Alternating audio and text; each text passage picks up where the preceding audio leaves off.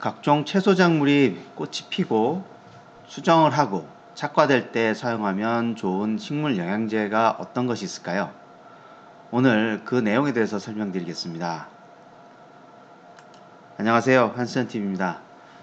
오늘은 이제 그 작물을 심고 나면 대부분 이제 연속 수확 작물 같은 경우는 꽃이 필 거고, 그러면서 계속해서 수정하고 착과가 됩니다. 그리고 과수도 마찬가지로 지금 핵과류는 꽃이 졌으니까 지금 수정이 되고 있을 거고, 또 이제 사과 같은 경우는 아직 이제 꽃이 이제 한참 피고 있을 때입니다. 그래서 그런 작물들도 이제 꽃이 피면서 수정이 되고 착과가 일어나게 되는데, 이때 사용하게 되면 효과가 좋은 식물 영양제를 이번엔 소개시켜 드리겠습니다. 먼저 구독, 좋아요, 알림 설정 하시기 바랍니다. 그 개화기를 얘기를 할 때는 꽃 피기 전과 그다음에 꽃이 만개했을 때, 그다음에 꽃이 진 직후에 이제 착과할 때, 이렇게 나눠서 볼 수가 있는데요.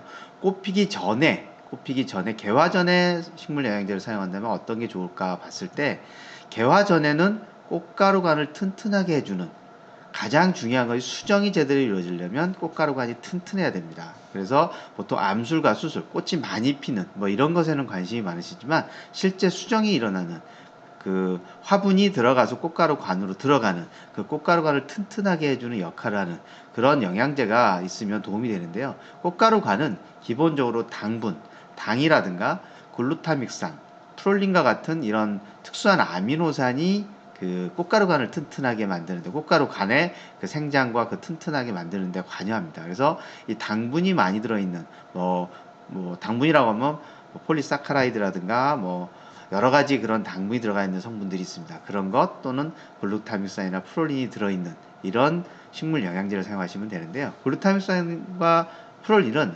아미노산의 일종입니다. 한 가지입니다. 그래서 프롤린은 여러 가지 아미노산 제제에 많이 들어있는데, 글루타믹산이 들어있는 제품은 흔하지 않아요. 그래서 글루타믹산까지 들어있는 제품은 제가 추천드릴 수 있는 거는 확실히 성분량을 알고 있는 테라솔 같은 경우인데, 이 제품을 사용하셔서 일단 꽃가루가 튼튼해지면 수정이 잘 일어날 수 있는 그런 상황이 됩니다. 그리고 꽃가루가 튼튼하게 해주면 항상 걱정하시는 냉해, 꽃샘추위나 이럴 때도 꽃가루가 튼튼하게 되면 이렇게 그 낙화라든가 이런 현상이 많이 줄어들 수 있어요.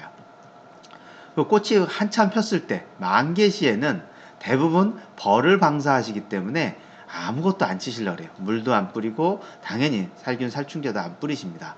그래서 만개 시에 실제 식물 영양제가 상당히 도움이 되는데, 약을 치지도 않다 보니까 이때는 거의 안 치신다 생각을 하시는데, 사용하시는 건 딱 정해져 있어요. 개화기부터 낙화 직전까지는 대부분 수정이나 세포 분열이 한참 일어날 때다 보니까 이때 주로 호르몬제를 사용하십니다. 호르몬제와 유사한 천연 호르몬이라고 할 수 있죠. 식물체에서 추출하는, 해조류에서 추출하거나 식물에서 추출하는 것들인 해조 추출물이나 식물 추출물 같은 경우도 이 호르몬제와 유사한 효과들을 나타낼 수 있는데요. 이런 류의 제품을 사용하시면 사실은 이 초기 세포 분열에 상당히 도움을 줄 수가 있어요. 하지만 워낙 약을 잘 사용하시지 않기 때문에, 혹여라도 농약은 안 쓰시더라도 이런 호르몬제를 사용하시는 분들 같은 경우는 해조 추출물이나 식물 추출물, 그 다음에 순수한 유리 아미노산을 된 어떤 비대 제품들, 이런 걸 사용하시면 도움이 됩니다. 이제 세포 분열의 초기이기 때문에.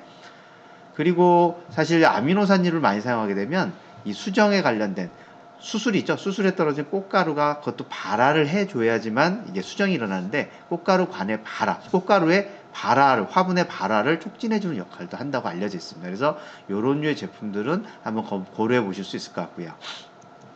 그리고 낙화 후에는 그러면 어떤 식물 영양제가 좋을까요? 낙화 후라고 하면 낙화가 된 후부터 착과기까지 하나의 과정인데, 세포가 분열돼서 왕성하게 세포가 분열되고, 그 다음에 그 세포가 분열이 일어나서 이제 세포 숫자가 많아지는 거죠. 그래서 그 시기에는 세포 분열과 함께, 세포 분열이 일어나려면 가장 기본적으로 핵산, DNA나 RNA의 핵산이 분해가 돼야지, 분열이 돼서 많이 만들어져야 돼요. 그래서 핵산 생합성이 많이 일어납니다. 그래서 이 부분에 관여하는 그런 물질들을 줘주면 좋겠죠. 그 다음에 세포벽도 이때 많이 만들어져요. 세포가 많아지니까 이 세포벽에 구성하는 부분들, 그리고 가장 중요한 부분이 옥신의 조절 능력인데요. 이때 세포 분열이 많이 이러다 보니까 옥신과 같은 호르몬이 양이 많이 늘어납니다. 이때 이 옥신 양을 조절하지 못하면 그 기형과가 나타나기도 하고, 또는 코르크화 증상이라서 안 좋은 그런 증상들이 많이 나타납니다. 그래서 착과 초기에 작을 때 나타나는 증상들을 막아주기 위해서 기존에 많이 쓰시는 게 호르몬제부터 해조 추출물, 식물 추출물, 뭐 유리아미노산 이런 제품들은 많이 사용하십니다. 이런 것들을 사용하시는 것들은 제가 아까 말씀드린 개화 만개 시에도 사용할 수 있다라고 말씀드렸고요. 낙화 후에 많이 쓰시는데요. 그거 외에 옥신 조절과 관련해서 수용성 붕소라는 부분이 있는데요. 수용성 붕소 하면은 칼슘의 흡수를 도와준다 해서 대부분 붕소하면 칼슘 쓰실 때만 쓰는 거라고 착각하시는데 그게 아니고 수용성 붕소는 기본적으로 가장 중요한 역할이 오옥신, 이 호르몬제의 체내 조절 능력이 중요합니다.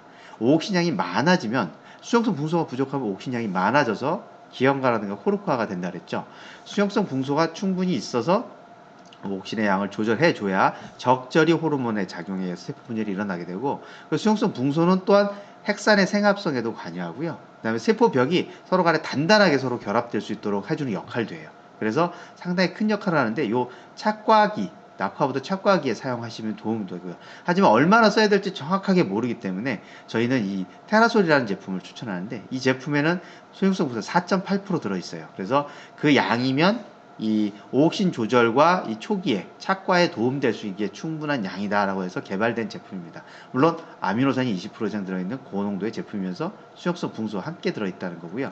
그리고 칼슘 영양제, 세포벽이 많이 만들어질 때이기 때문에 칼슘이 부족하는 증상이 이때부터 많이 나타날 수도 있어요. 그래서 가능한 칼슘 영양제도 이때 사용하시면 도움이 되고요.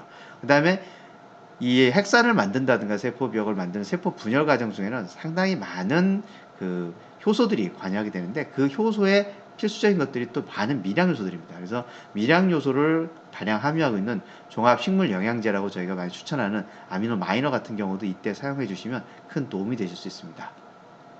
오늘 짧게나마 그 개화기, 즉 꽃이 펴서부터 꽃이 지고 수정 착과될 때까지 어떤 종류의 식물 영양제를 사용하시면 어떤 작용을 하기 때문에 제가 말씀드린 그런 작용에 의해서 효과가 나타날 수 있다라고 해서 참고가 되셨으면 해서 오늘도 설명드렸습니다.